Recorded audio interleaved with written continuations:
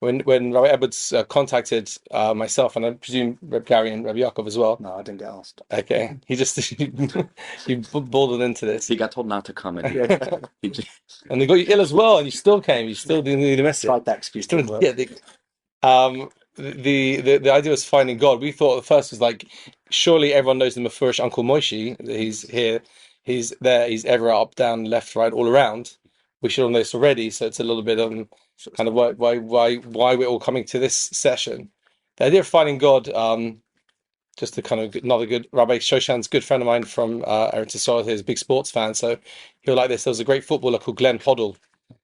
Got a bit bad in the end with some comments he made and was kicked out of being the England football manager. But Glenn Hoddle, Spurs legend, and he famously found God. They said he found God. So when one of the other players said he found God, he said that must have been one heck of a pass. He was an excellent footballer. He found God with that. The question is, as Rabbi Edwards said, finding God in our everyday lives. I think everyone here in this session, this wouldn't be a question. We're hoping that people have somehow found Hashem. If you're educating, if you're on the front lines, you've somehow had some experience of this. But the question is, how to build that sense of finding Hashem in our lives, and more importantly, as Rabbi Edwards said, how to give it over to our Talmidim, to our congregants. A sense that for many of whom this is a question that some people aren't even looking, and others who are looking, they find that they're stymied by many obstacles on the way. So we're going to go, I think there's a variety of different, there's theoretical, there's practical, but hopefully we'll all get something out of the session. So over to you, Rabbi Yaakov. Okay. First of all, it's uncomfortable to sit in a room of colleagues. Halavai, I should be counted among them and have this kind of setup. I much more favor discussions because I really believe in the input of every single person, that it's incredibly valuable. And I feel completely humbled to be able to sit and to share just my perspective, but it doesn't in any way negate my clear understanding that each and every one of you can also speak for 15 minutes about where to speak to find HaKadosh Baruch Hu, and maybe therein lies already an answer. What I'm going to share with you now, B'siyata D'Shmaya, in the allotted time, properly would take at least 2 hours to present accurately, clearly,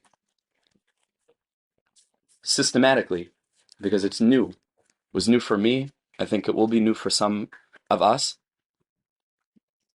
I'm just going to give over Rashi Prakim, and I do encourage you, if any of what I'm saying is interesting to you, to come over to me afterwards, where I can recommend further reading in this avenue. So I'm just going to give a little taster like you have at the mall, just a little shot or a little perfume spritz. That's it. Just a tiny, tiny perspective. Before doing that, I just want to also recognize the fact that we are in this room, and beloved as all the rest of the rabbis are, there are others who didn't choose to come to a session called Where to Find Hashem in favor of more practical, also super important matters.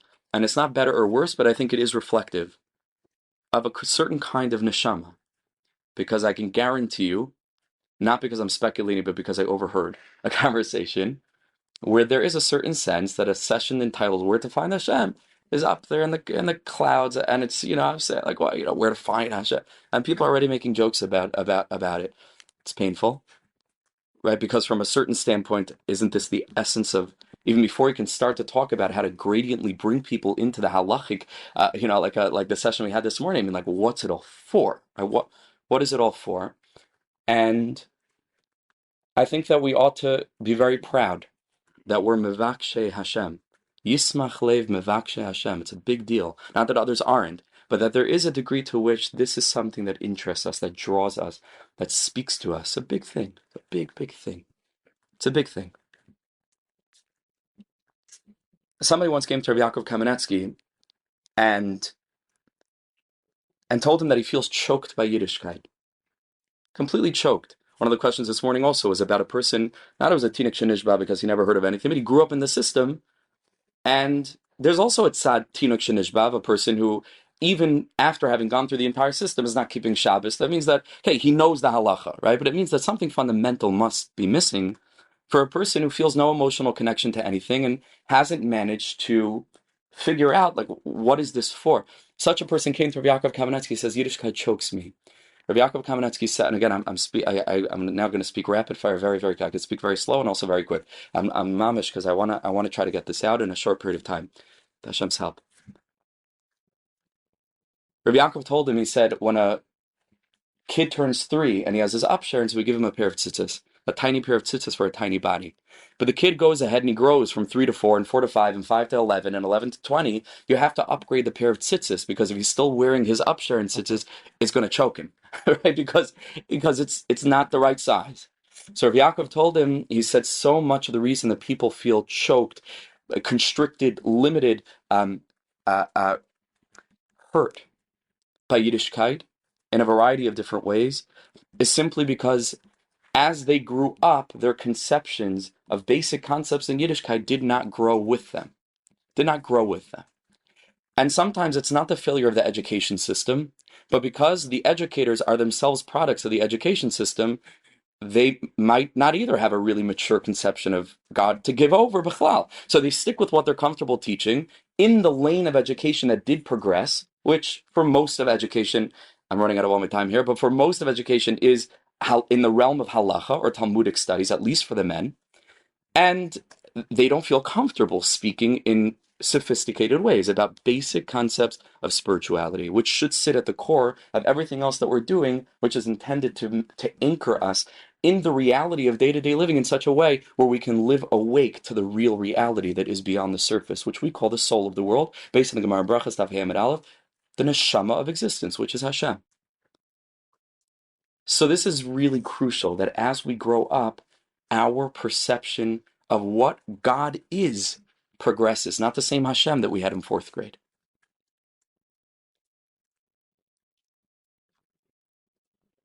There are 3 layers of living life with depth.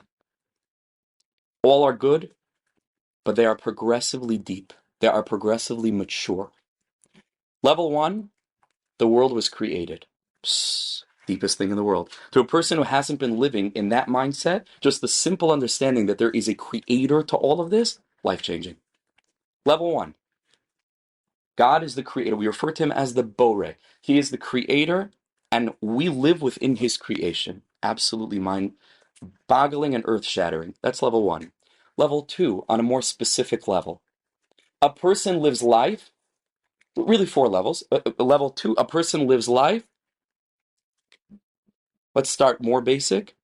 With the understanding that not only is there a creator who happened to have created what he created, but if a person's a little bit more philosophically sophisticated, a person understands that there is within what was created a little bit of the creator's intelligence. On a very simple level, we call this intelligent design. You can take a look at Chavis Halavav, Shar Bechina, or Victor Miller, to find godliness within the world in the sense that God created it, he designed it, and therefore his imprint on a very, very basic, simple level must be on every apple that we eat, and on every beach that we walk barefoot on, and every ocean that we explore. I don't know how often we get to do that, especially here, but I don't. But to feel that,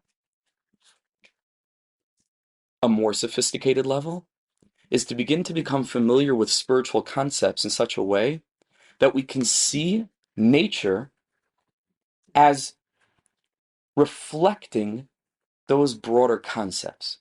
Give an example, very, very quickly.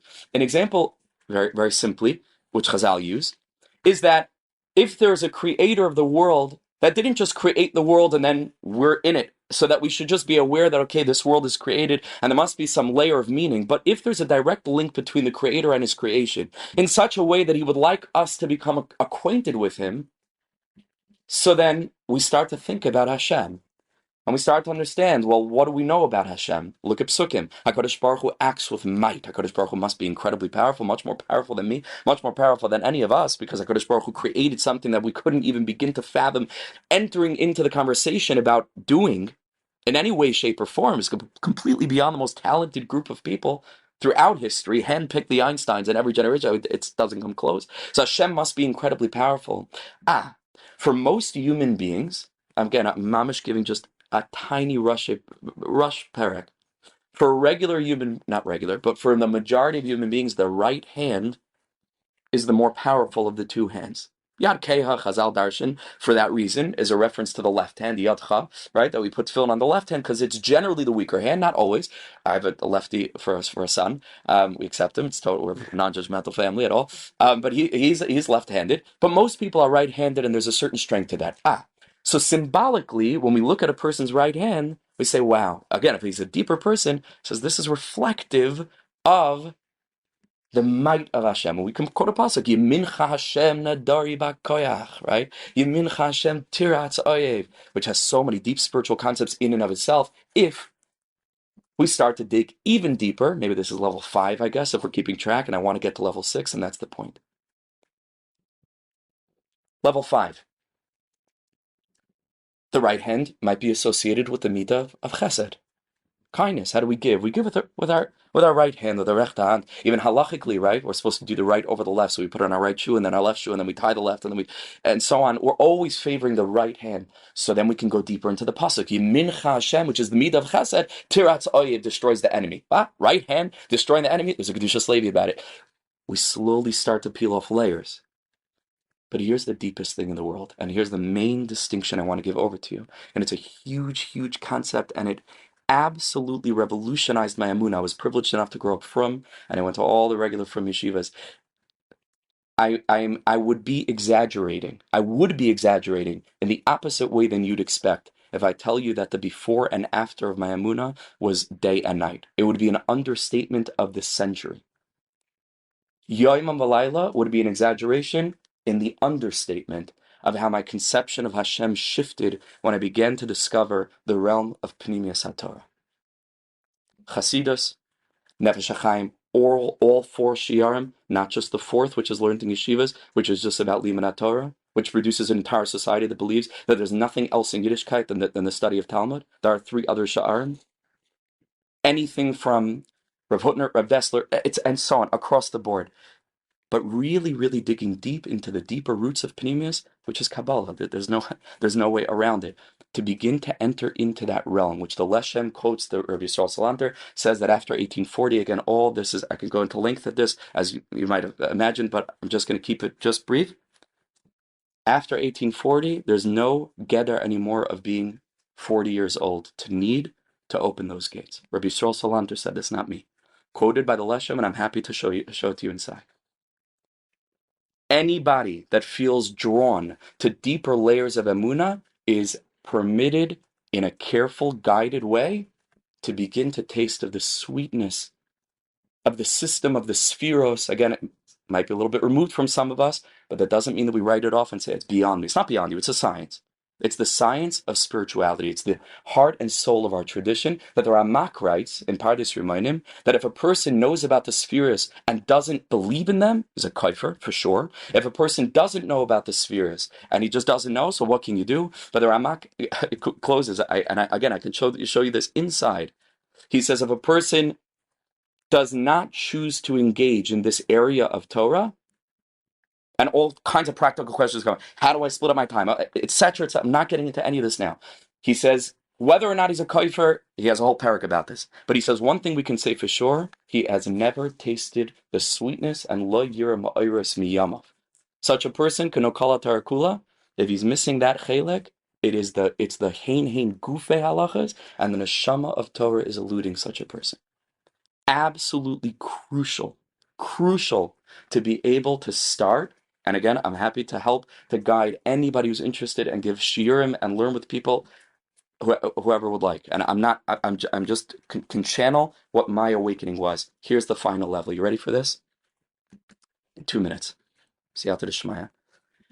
There is a tremendous chiluk. There is a tremendous distinction between representative spirituality, meaning to say, here is something physical.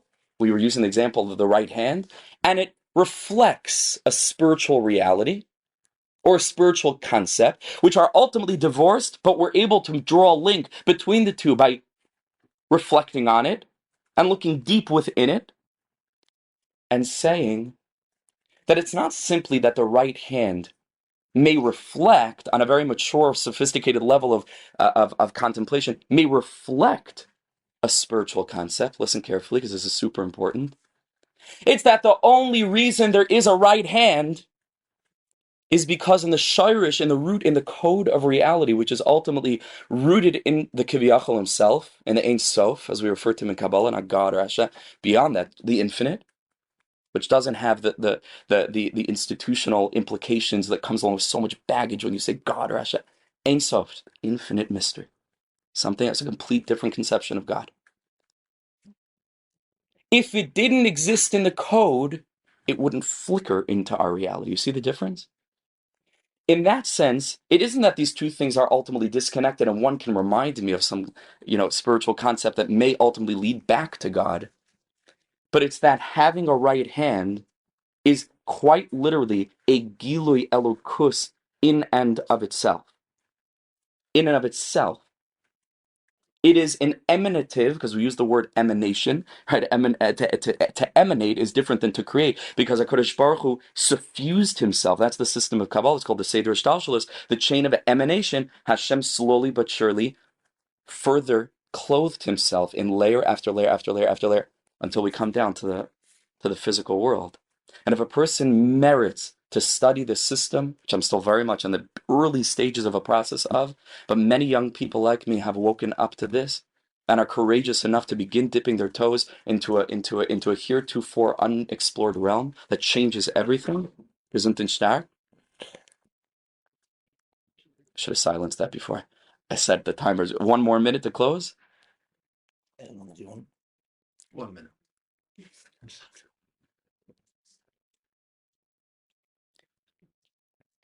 Changes everything. Gesundheit stark. I just want to one more example, very, very brief, and that's it. Because this is real, and this is how I see things. I try to see things if I remember.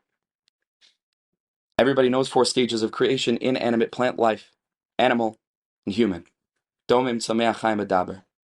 What we may not know is that the Mekubalim tell us these 4 stages are direct code that is brought into existence, coded into the 4 letters of Yud Kei Vav Kei.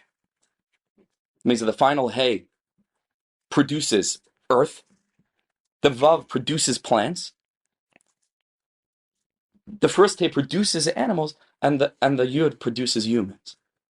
There is a way of sitting in Hendon Park, which is right around the corner from me, and with this I close. There's a way of sitting in Hendon Park and seeing a human, a Chinese lady, walking her dog and just making no note of it, because here's just a thing that's happening in the world.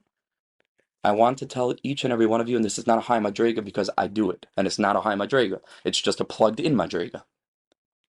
There is a way of seeing a human being walking a dog on grass that grows on earth and seeing the Shem Yud Kei Vav Kei. Because she's the Yud, her dog is the Hey, Kiviyachol, again, the Vav is the grass, and the soil that the grass is growing on is the final Hey. And there you made a Yichud.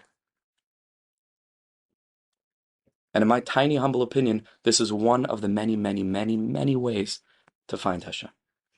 Shkoyach, thank you.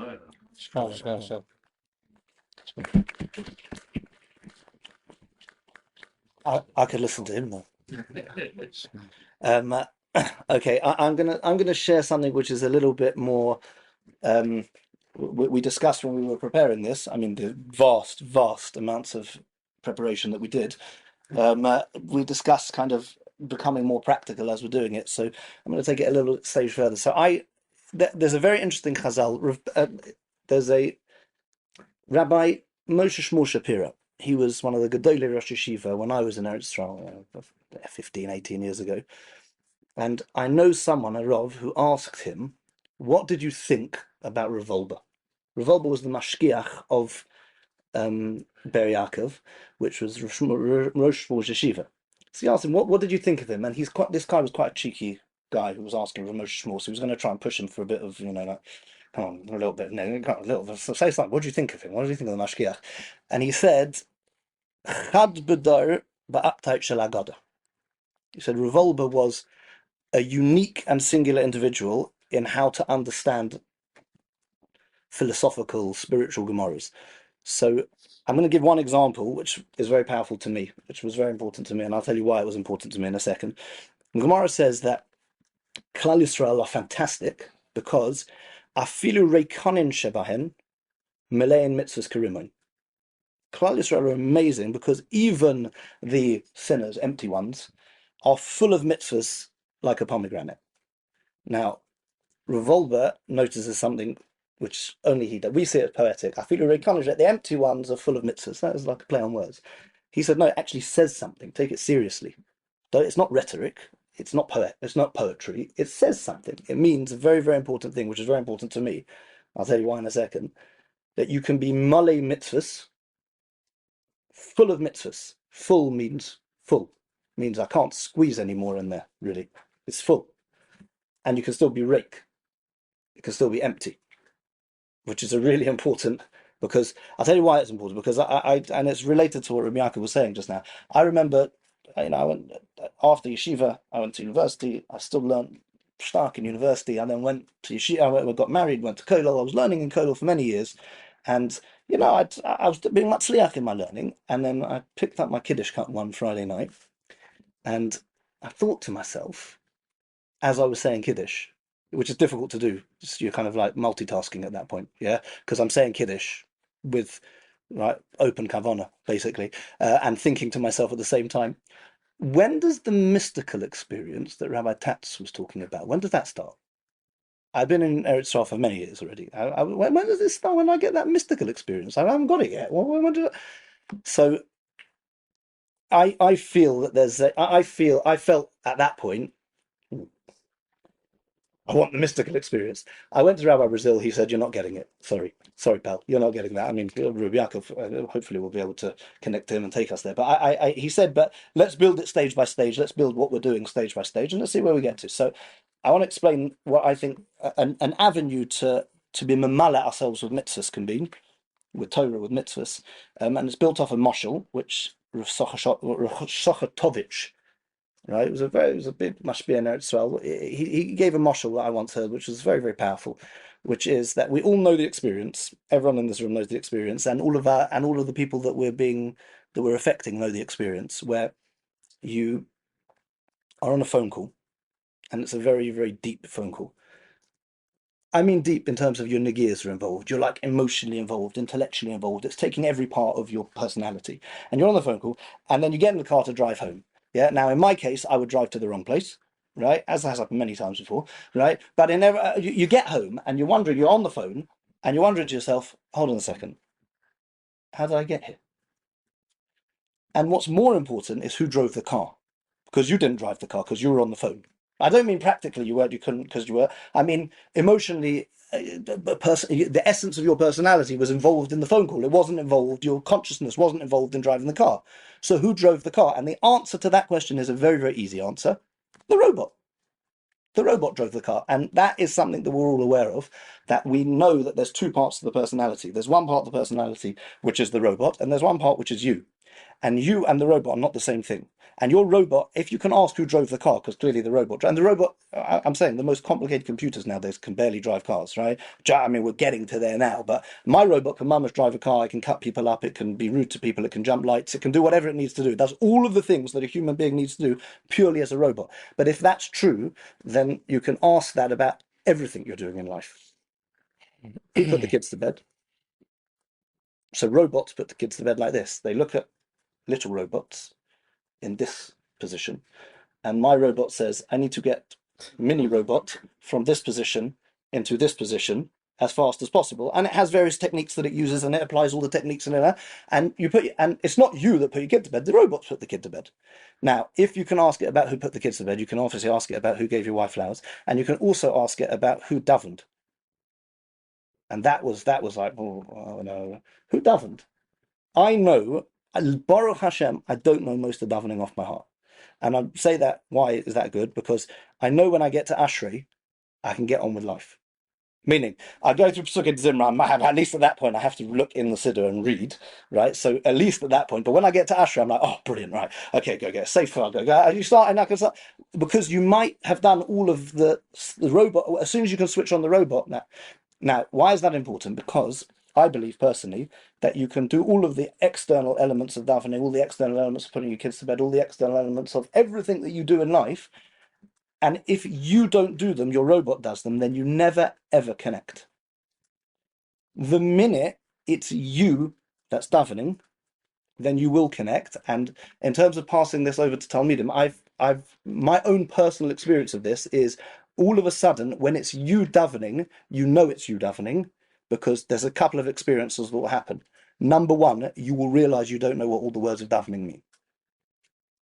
Right? We've all, I mean, none of it, there's more knowledgeable people than me in this room, and certainly better Hebrew and things like that. But when I still remember my first experience of sitting there at a table, and one of the people said, "What does Ritzei v'hachalitzenu mean?" And, well, yes. Essentially, what it means is. It's a very, very good question. It's a very, very deep question, what you're talking about. And all of a sudden, there's this kind of process going on. Now, if when you're davening, it's you that's davening, you will have that painful experience of, I don't know what these words mean. And then there will be a movement within you that says, I need to find out what these words mean. And people will have a frustrating experience, and you'll be able to guide them through it. So that's with regards to Malay. If you are engaging in the mitzvahs, then what happens is those mitzvahs will be mamala you. The Sas Emes says a beautiful thing. Sas Emes says Eila told us Noach. So Rashi says, what are the toldos of Noach? Toldos shel tzadikim mitzvahs and ma'asim tovim. So Sas Emes points out it's not exactly true. It's not toldos shel tzadikim. Ika told us and Tzadikim and mitzvahs and ma'asim tovim.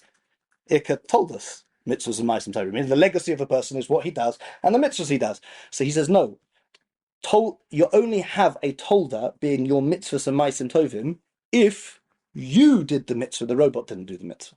If you do the mitzvah, then that ma'isa or that experience that expresses you, the deep element of you, the essential you, the neshama shenasata b'tahirihi, that very deep element which is untouched. Well, that bit, that depth being expressed in the action, but that needs consciousness. That needs a movement to invest in it, which is avodas Hashem. So, with regards to the song, I'm going to take one more point as well. I'm going to make one more point as well. With regards to the song, Hashem is there, Hashem is there, Hashem is truly everywhere. Here, there, and everywhere. Here, there. Sorry. You're like the nusach. Sorry. So, can I tell you something? My daughter once asked me she was 5. So she said, I was trying to explain to her as a good father does, Hashem is everywhere, and she went, no, 5-year-old. She did it as an Israeli. Yeah. So she said, he's in Shamayim. So I said, panicking at this point. I was obviously panicking about, she's having philosophical dilemmas at the age of 5. I said, why do you think that? So she said, because it says, because she knew the song, Anachnu ma'aminim le'ma'aminim. Yeah, it's a good kasha. So I then hit back with Hashem is there, Hashem is there, Hashem is truly everywhere. Right, and Mama's hit back. So and she saw her face kind of like slightly confused about the situation. I asked my Rebbe at the time, and he was like, not sure educationally if presenting the paradox of immanence and transcendence at the age of 5 is necessarily what we would do. So I said, what would you do? He said, actually, I would teach her that I would just let her stay with him in Shamayim. So I said, why? She said, sometimes we're a little bit scary for a 5-year-old, like, he's watching me all the time, he's in the cupboard, everywhere, I can't even run away from him because he's everywhere. So he said, I'll be in Shamayim's okay. And as Rabbi Yaakov said, and as they get older, you kind of develop it more and more. And I don't know how I got onto that. Anyway, Hashem is there, Hashem is there, Hashem is truly everywhere, right, is very important, because I think with this, that's the point, meaning every experience you have in life, you have a choice of engaging with either the robot, or the you, or the guf, or the neshama, or the seichel, or the dimyon, or the yitzhak. You have in every avenue that you look at in life, midas, maisim, everything, Torah, everything you're doing, you can engage and you can find the Ribono Shel Olam there if you look with your neshama, but you don't look with your guf.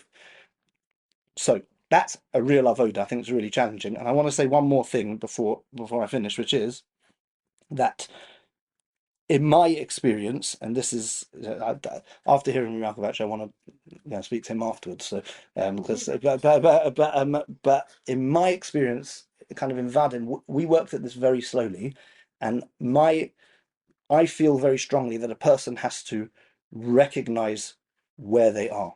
It's like a really important thing. And the mashal I always give to people who are growing that I'm involved with is that imagine you would have a raffle in which you would win, and it's a charity raffle. Yeah, one of these like geschmacka charity raffles, but you can win a really spitz car, like a really good car. And you got a ticket, and you never win anything in your life. You bought one ticket because you wanted to give to the soccer, whatever. You give, oh, I'm not going to win anything. And then what happens is you've got this ticket, and there's a big like Aleinu Conference. They're going to announce the winner. They sell tickets at the beginning so they can make a bit of money to actually support. Yeah, so they and they're going to win. You're going to win the ticket. Oh, amazing, amazing. So they announce the number, and you look at it and you think, oh my gosh, that's my number, and like your heart's fluttering, and they like call out again, and you're like, that's me. That's me. And you're like, you're thinking of like your banged up Honda Jazz, yeah, and then you're thinking about this like geschmuck SUV that you're going to start, amazing, yeah, and you're going up there to like, they go, wait. They say, wait, you've won the special first prize, and you're thinking, oh my gosh, it's even better. I'm going to get a helicopter, yeah. And you're thinking it's the extra special first prize, and then they go, because this is for stocker, so we're going to give you the reward in Olam Haba. Can you put my name back? Now, that doesn't mean that's correct, meaning there is a part of me that does want to know Olam Haba, definitely.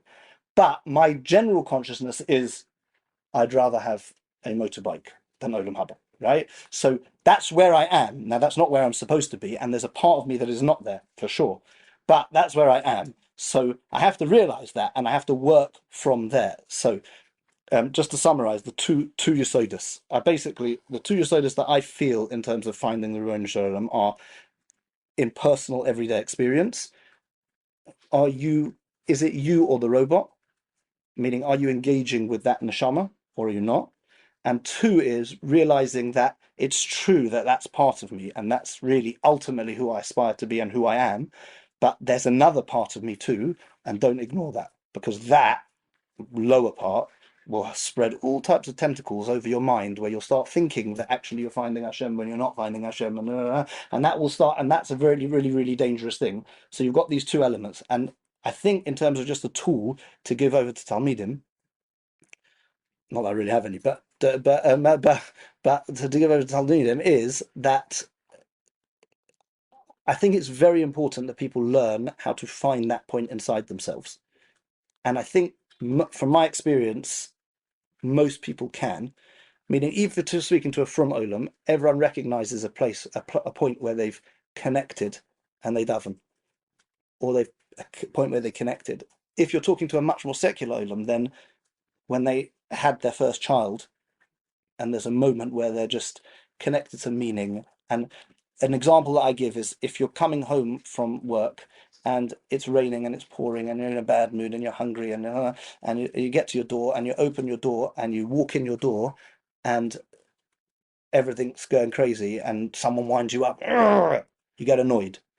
Rewind it 1.5 minutes, and as you're walking home, a little kid is walking across the road. You see it happening. It's still exactly the same situation. You dive across the road. You save the kid. You put him on the other side of the kid. His mother is just ecstatic that you've saved this kid's life, and you're feeling on top. And then you go home. The same. You're in a different state of mind. You've connected to something much deeper inside yourself. So because you've connected to that thing deep inside yourself, now you can deal with life differently. You can deal with everything differently. So I think that's very important that people are able to find, even outside the context of mitzvahs, even though we try and plug them into mitzvahs, but outside the context of mitzvahs, that part of themselves which is very deep and very neshamadik. I'm done. And then you'll be Male Mitzvahs Karimon. I guess it falls for me as the last speaker on the panel after two such eminent speakers to try and bring it together somewhat. It's actually quite nice seeing him in the middle of one of my oldest friends here, Gary, who we grew up together in Broomwood. Although some may claim we never No, grew up. no. And to my left is one of my newest friends, Rabbi Yaakov, who not only a good friend but also chavrusa. So just to have both sides, it's like past, present, future, all of us together. I think if only there was one place I could mindful is present. mindfulness in the present. The way I maybe could add just to the two previous wonderful speakers is maybe to make it really kind of very practical. In terms of the experiences I've had over the past 12, nearly 13 years, working, I suppose, on the front lines with the kind of people who really aren't looking for God, or if they are looking for God, extremely confused, angry, and hiding in some cases, actually hiding away from Hashem. The people that I've been zoicha to work with over all these years, I'll bare my soul slightly to you now. The word kiruv has always been a problematic word for me. Sorry, Rabbi Gidon.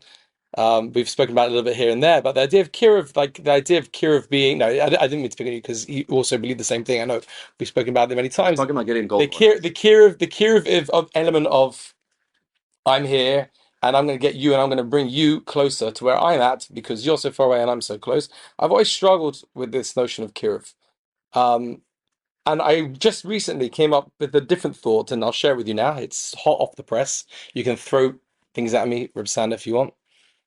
I was thinking actually my role maybe isn't this so much in terms of kiruv, but actually as a shadchan. And the shadchan process that I'm in right now is that I'm making a new relationship between, again, it's potentially it's a really somewhat of a one-way relationship to a certain extent, but I'm acting as a shadchan between this person here who really doesn't yet know HaKadosh Baruch Hu, or has a very warped or sometimes a very misgiven sense of who is or what is Hashem, and their creator, and bringing them together and giving them the tools and information, the ability to have a rich and meaningful relationship with their creator.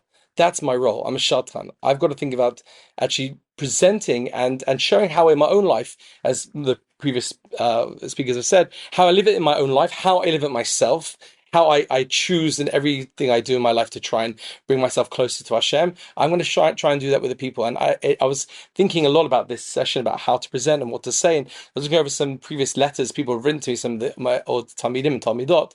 And it often comes along these themes of people saying, I never really thought God was a relevant part of my life. I never saw it as being something relevant. It was something up there, something in the sky. And I was thinking to myself, like, as in shadchanos, what are the main problems you have in shadchanos? What are the big issues you have? So, you're trying to make a relationship between two people. So one of the issues you're going to have is you've got a lovely guy and you've got a lovely girl and you're going to try and put them together. Well, one big issue you're going to have is preconceived notions. This person saw them at a kiddush, or they saw them at a bar. It depends which shul you're at, right? Or which kind of person you're dealing with. They saw a kiddush or someone at a bar, but they saw them once before at a Shabbos table, so they know them already. That's one of the big problems. I know them already. I don't go out with them. So one thing we see also with a relationship with Hashem is you've got this preconceived notion. It's like, yeah, I know God. I went to Cheder. To you name it, whatever shul, United Synagogue shul, not to be United Synagogue, or whatever it is, Reform shul. I went to Cheder, so I know already about God. You can't tell me anything I don't know already. I sang my Uncle Moshe songs and I cut and paste my Hanukkah jug, so I already know about God. The other aspect which makes it even more difficult with preconceived notions is that I think for a lot of people that I guess I grew up with myself, I'm one of them because I grew up, unlike Yaakov, I grew up with Gary in a United Synagogue shul, where for us, the experience of God, and for most of the people I'm coming through at the JLE where I work, they come on Rosh Hashanah and Kippur. When you come on Rosh Hashanah and Kippur, and you sit in Rosh Hashanah and Kippur, the idea of God which is presented to you is almost definitely going to turn you off. Because if you think about it, right, what's the whole nusach there? There is a man or a king in the sky with a pen, and he's writing in his book, and he's writing if he's going to give you life or death. And this is how most people present it to God. So you come once or twice a year, Yom Kippur, I'll suffer through the chazan, and I'll sit through it and walk out exonerated because I've just suffered for the past 20, how many hours. I fast. Everyone has to fast because you need to suffer somewhat in order to get that tick for the next year. I've suffered enough now. I listened to that warbling person. I had to sit uncomfortably next to the person who I can't stand. And I've done it now. I've got my tick for the year. And that's how people are seeing Hashem. They're seeing a relationship with Hashem in such a way that it's just, like I said, it's this being in the sky who essentially wants potentially to kill me, wants me dead. And then and because of all those the symbolism you get in the machzor and the siddur of the hand and the face and the nose and the eyes. So you do think about God as a man. You do, right? The famous story of Yuri Gagarin, first man in space, 1961, when he popped up out the orbit, right? One of the first questions they asked him was what? Made up, surely. That was yes, it was made up, yeah, but they didn't know that. Yeah. Ruin it for them. Which was no, they would have said something like Bogu, which means, because I know that Bogu means God in Russian. Spaza Bogu or Spasiba Bogu is thank you Hashem. Thank you Hashem. So they said, "Do you see God? Do you see God, Yuri?" To which he said, "Niet, I don't see God." Now let's pause for a second. What were they expecting him to see? Right, the Russian ground command. They were expecting to see like a man with a stick, with a beard, and right, and he's like, no, there's no. I don't see any God up here in the sky, and therefore we can successfully and conclusively say that there is no God, and atheism rules, and it's everything's But for many people, they still carry that preconceived notion of what God is. Next one, there's because I'm also running out of time as well. And another problem we've got is that everyone nowadays, especially the people I'm working with, is what's in it for me? Okay, the relationship with God, but what's it going to do for me, Rabbi? How's it going to affect me? I only wonder if it's going to be good for me. People are so, unfortunately, in many ways selfish. What can I get out of myself? Again, they don't mean to be selfish, but that's the world we live in. It's like friends. I'll be a friend with you if I'll get something back. So what's in it for me? Another issue we've got is distraction.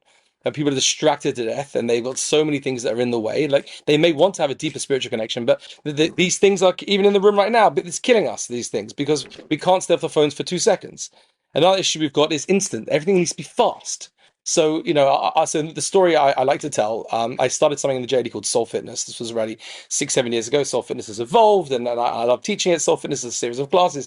It's become Instagram page, but Soul Fitness started because a Israel trip 2016 in Israel, Talia at the Kotel, she's crying. She comes up to me at the end of a beautiful Friday night dining at the Kotel. Well, Talia, what's wrong? She's like, it's not fair. What's not fair?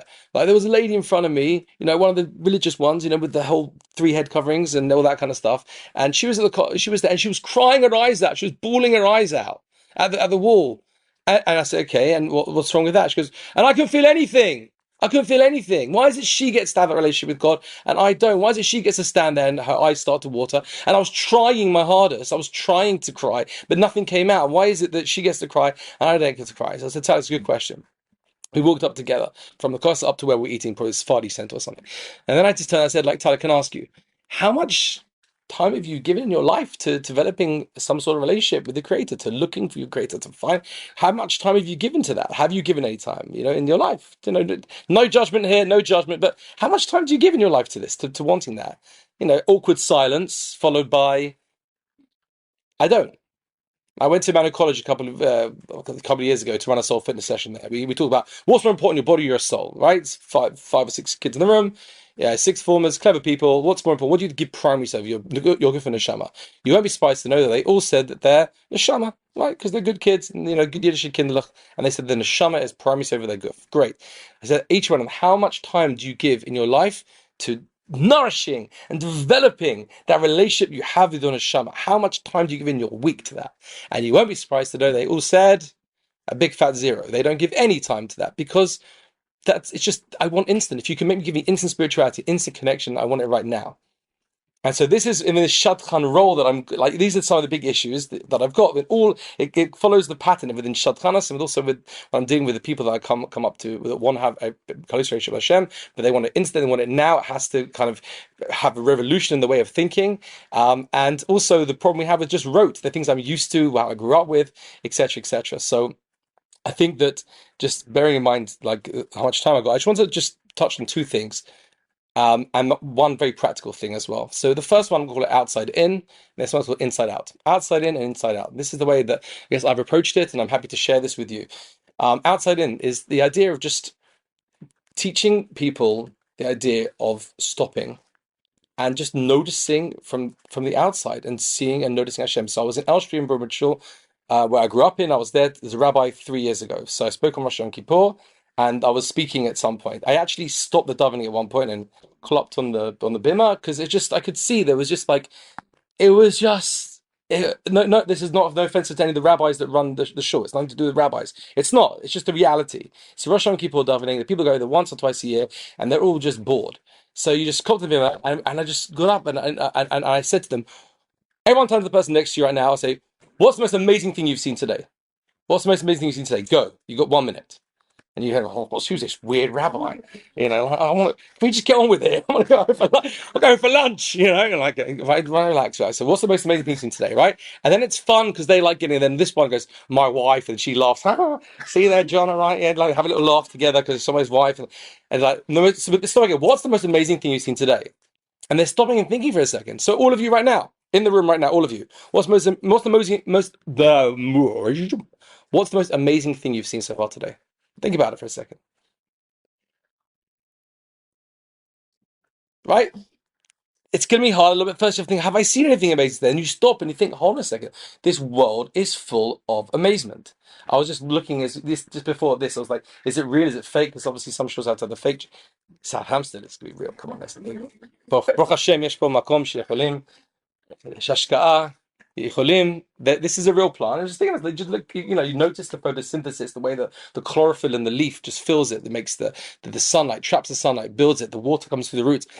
There's just it's the amazement is everywhere. Hashem is everywhere, but you have to stop and you have to lift your head up and look. And I feel sitting next to Rabbi Yaakov to quote a Rabbi Nachman story, but if I can, but there's the famous Meister of Nachman. One of his Hasidim was out there in the marketplace, in a bustling marketplace, right? And this famous Meister, Rabbi Nachman, knocked on the window and like ushered his Chassid in, and he sat with him, and he said to him, "What do you see outside? What do you see outside?"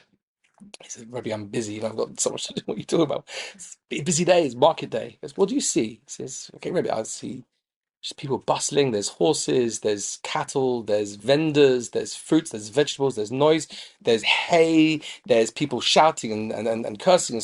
Just there's so much going on. There's money doing out. There's just a whole tumult out there in the road. So the Rabbi now said, okay, he said, I'll let you know, in 20 years' time, there will still be people out there, there'll be horses out there, there'll be sheep out there, there'll be cattle out there. In 30 years' time, 40 years, 50, in 100 years' time, there'll be noise, there'll be hustle, there'll be bustle.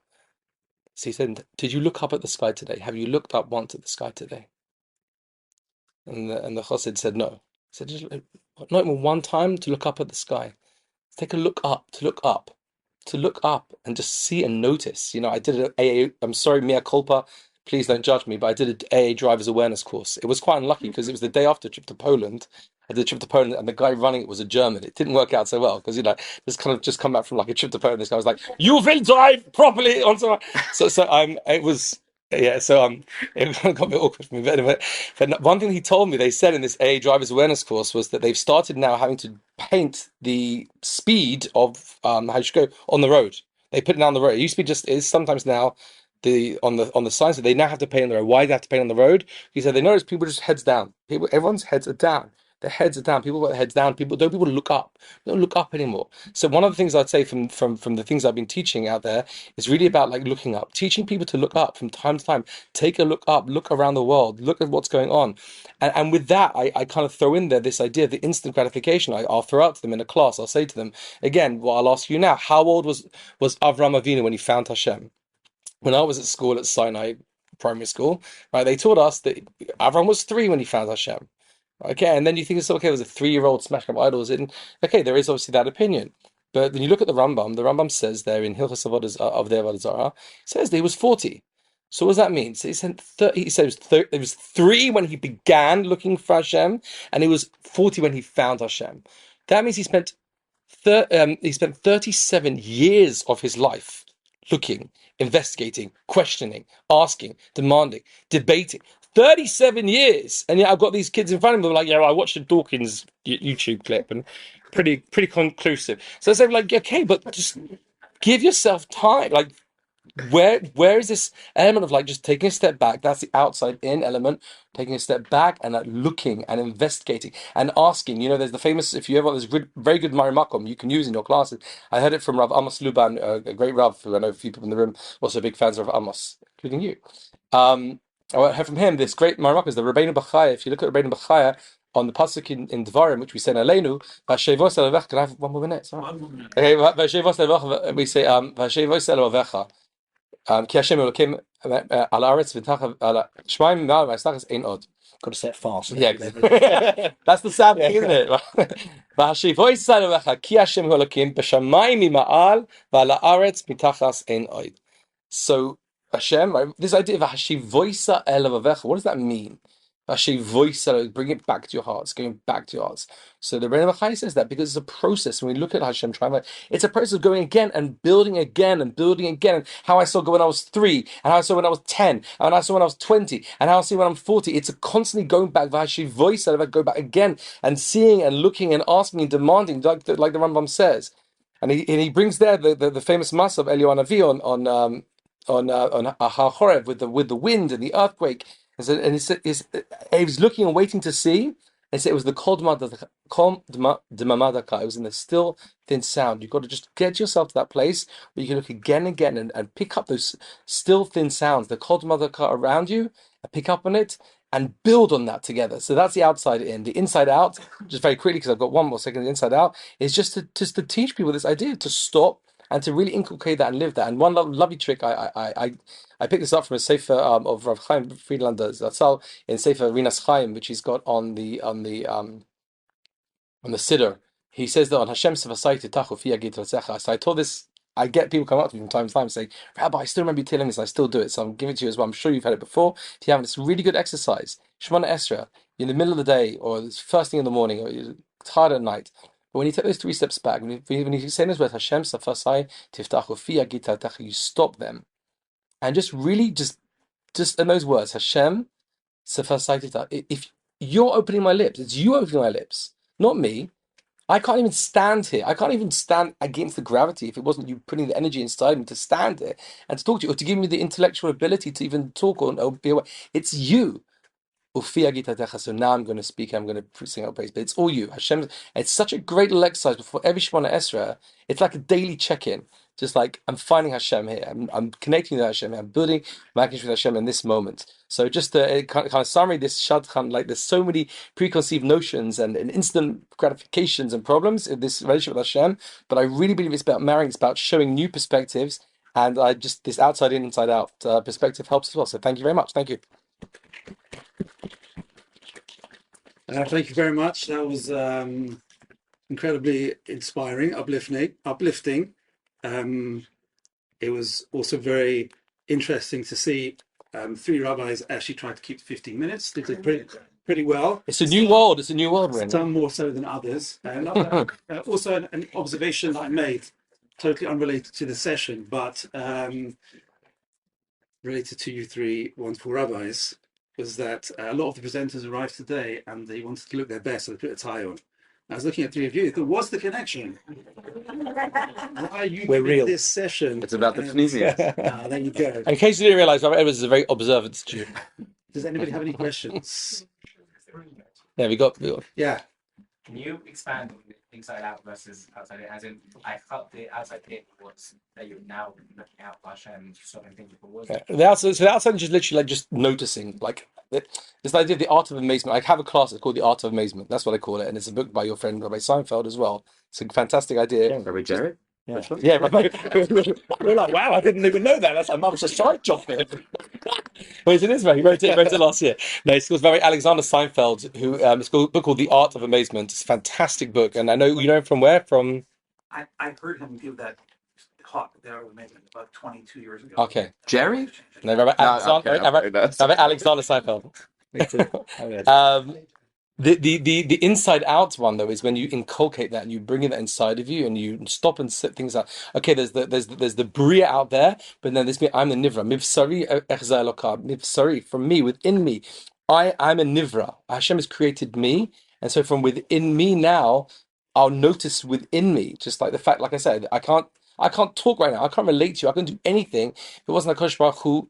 If I ask every person in this room right now to switch off your heart, everyone here, switch off your hearts. Go.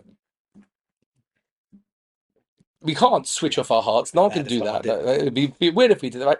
Because that was HaKadosh Baruch Hu is HaKadosh Baruch Hu is running within me, through me, gives me every morning the Moda Ani that I say every morning. Just like it's that feeling within Elokai Neshama, right? When I say those words, like I'm feeling that it's inside of me. It's not just outside there, it's also inside of me as well.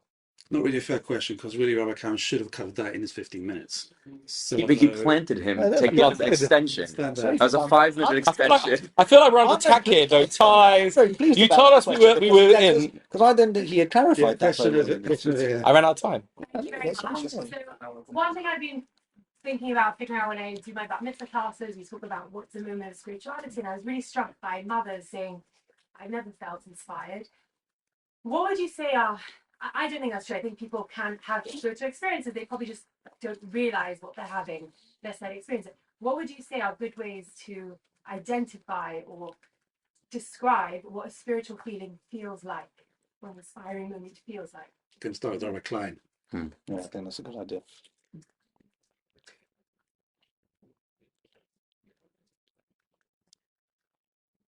We mentioned earlier about the concept of where you're at, like being real with where you're at. I think one of the Rabbi mentioned the concept of being real with a person's current state. All of us have had the experience of sleeping, and in sleeping we've had the experience of dreaming. And sometimes in dreaming you can dream an incredibly involved dream.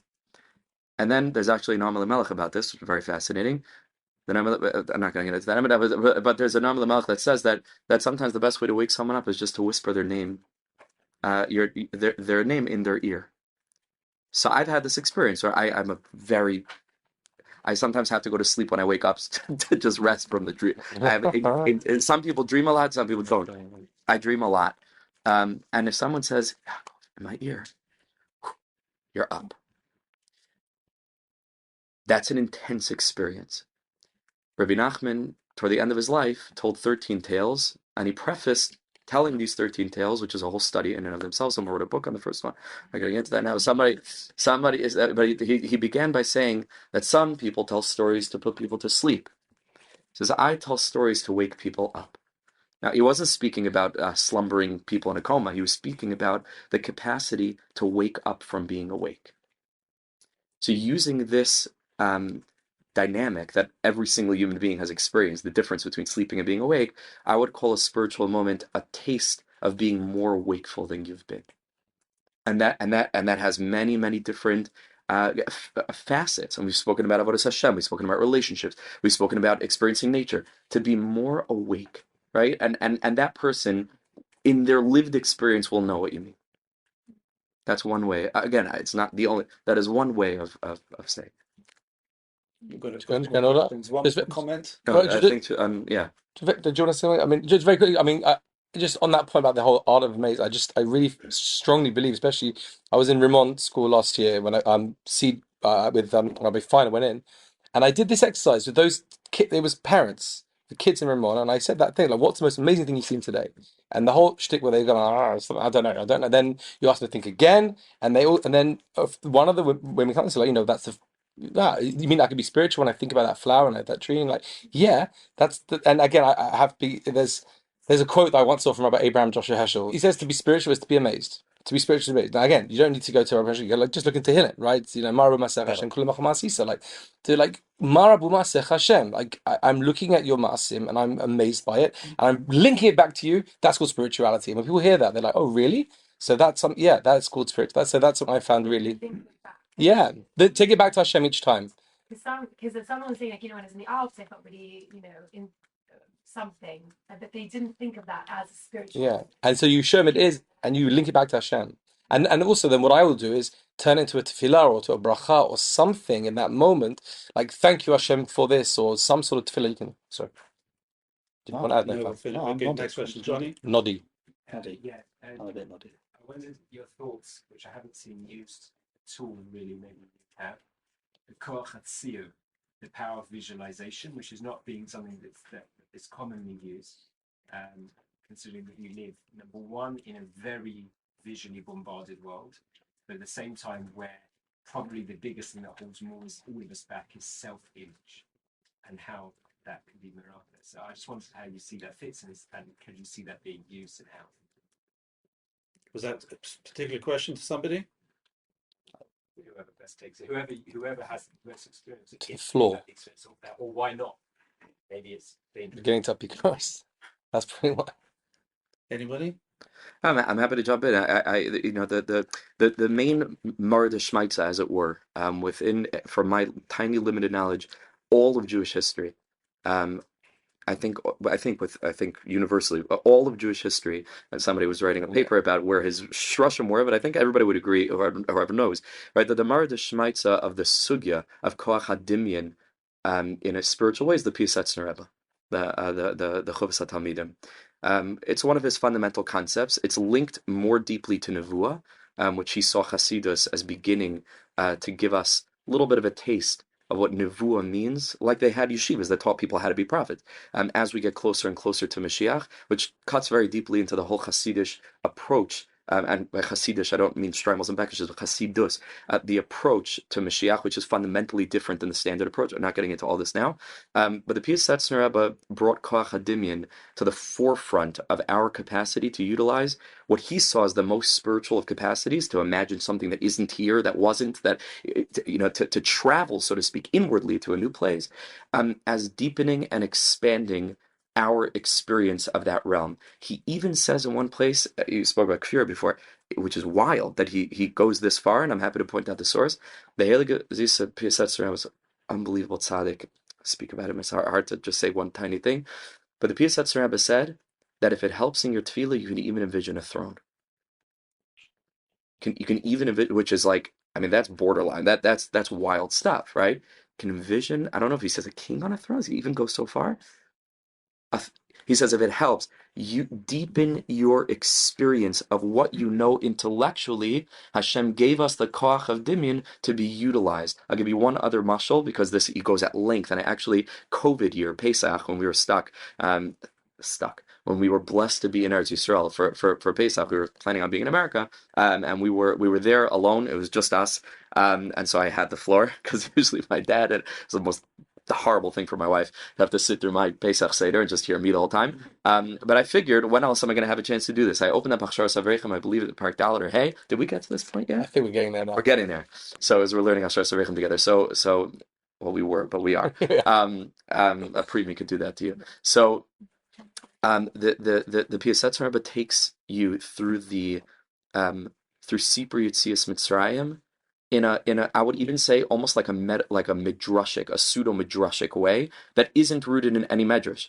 He allows you to go into the story. What was it like for a 7-year-old boy in Shibud Mitzrayim? What questions would he have asked? What scenes might he have seen? To mamish, immerse yourself in it. And I think really, if there's one word, if I could be so bold, that summarizes all of this, is that Yiddishkeit is meant to be immersive. Meaning it's not something you do, it's not one facet of you. You're immersed in it. You're immersed in godliness. You're immersed in your kiddush. You're immersed in it. Mamish. So he saw Koach HaDimyan as the opportunity to take what you know intellectually and to utilize our koach of imagination to further deepen the experiences that we're having. But it all takes place inside. And most people think of it as Hashem as just rapping or lighting, or it's an inward experience. We don't develop the inner world, it's not going to happen. Not going to happen. That was a great 3-minute answer. Rabbi Dansky, to finish.